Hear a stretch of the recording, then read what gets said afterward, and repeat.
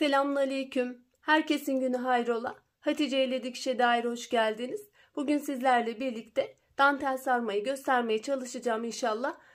Çalışmaya geçmeden önce kanalıma ücretsiz bir şekilde abone olup yandaki zili de aktif hale getirirseniz yüklediğim tüm videolardan haberdar olabilirsiniz. Ayrıca bizi Instagram'dan Hatice ile hesabından da takip edebilirsiniz. Oradan da isteklerinizi ulaştırabilirsiniz.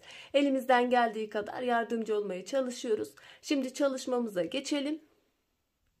Çalışmamıza yerleştirmeyle başlıyorum. Dantelimizi havluya geçireceğim. Uç dantel olduğu için şu kısma da, şuradaki şerit kısmı takip ederek bu kısma da yerleştirebiliriz. Şuradan da yerleştirebiliriz. Şu kısma da şu şekilde yerleştirebiliriz. Hatta şu şekilde de uç kısımlar dışarı bakacak şekilde de yerleştirebiliriz.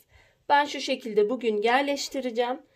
Yerleştirmeden önce dantelimizin tersine ve doğrusuna bakıyoruz. Düz kısım üst kısımda kalacak şekilde yerleştiriyoruz. Ölçümü şu şekilde alıyorum.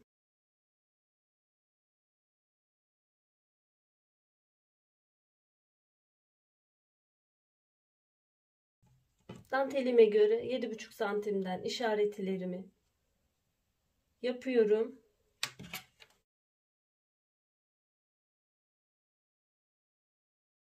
Çok belirgin çizmedim. O çizgi hattından yerleştiriyorum ve iğneliyorum.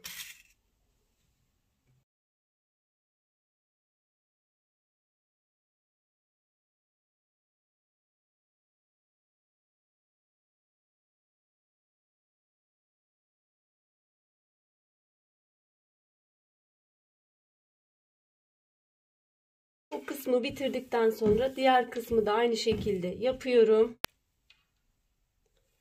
Tersine ve düzüne tekrar bakıyorum.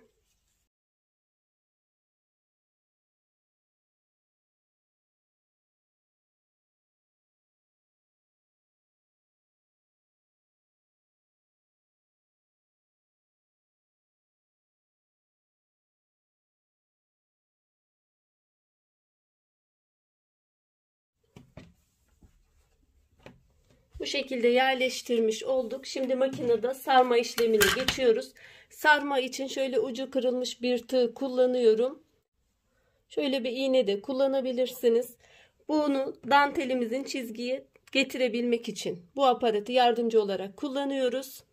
Sarmak için dantelimizi nakış iplikleri oluyor. Onları kullanıyoruz. Markası fark etmez. Herhangi bir ip olabilir. Eğer elinizde yoksa dikiş iplerini de kullanabilirsiniz. Alt ipliğe, masuradan gelen ipliğe dikiş ipini sarabilirsiniz. Bu tarz çalışmalarda genelde hep beyaz sarıyoruz. Sarma işlemini dikişle, düz dikişle yapmıyoruz. Makinamızın zikzak ayarını küçülterek bu işlemi gerçekleştiriyoruz. Ben 2,5 olarak zikzak genişliğini aldım. Dikiş adım uzunluğunu da 1,2 yapıyorum. Ama 2'ye bir tık daha düşürüp 2'ye bunu da bir tık daha düşürüp adım sıklığını da 1 olarak da alabilirsiniz. Bu makinede deneyerek bunu belirleyebilirsiniz. Benim burada verdiğim dikiş genişliği bu şekilde. Bunu bir tık daha dikiş adım uzunluğunu ve zikzak genişliğini düşürerek yapabilirsiniz. Bu 2,5'a 1,2 olan dikiş. Burada çizgi çizmiştim. Bu çizgiye net bir şekilde getirmek için tığımı kullanıyorum. Mesela bu da dantel aşağı kısımda kalıyor. Ben bunu şu şekilde tutarak çizgiye net bir şekilde getiriyorum.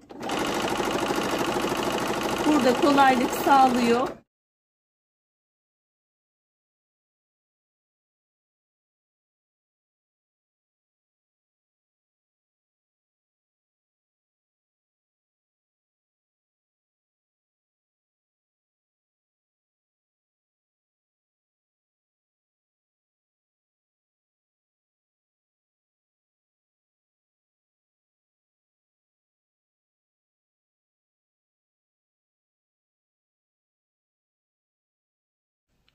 Bu şekilde sarmış olduk. Diğer kenarı da aynı şekilde yapıyorum.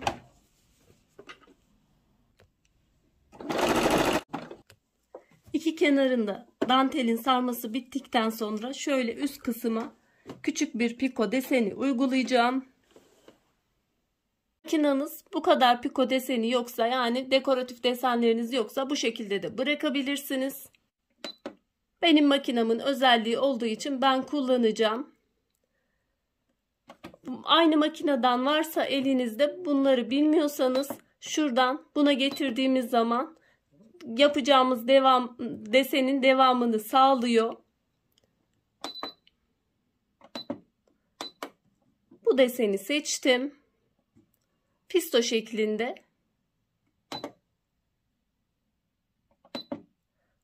Bunu yanlış yaptım, o yüzden siliyorum. Şimdi bu deseni bir tık daha büyüteceğim. Burada 1 olarak vermiş. Ben bunu 2'ye çıkaracağım. Yukarı aldım tekrar aynı işlemi yapabilmek için ve artı 2 oldu.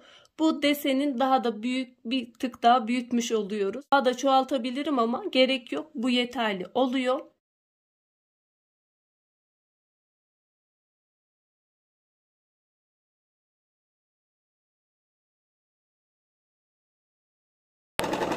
Piko yaparken ne çok çektiriyoruz kumaşımızı ne de kendi haline bırakıyoruz.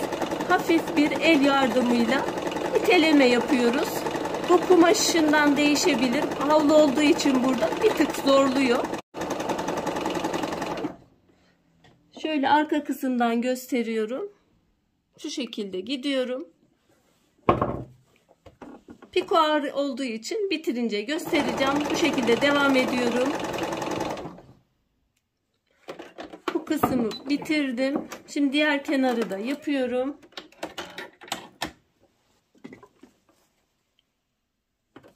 Biraz daha zenginlik katmış olduk.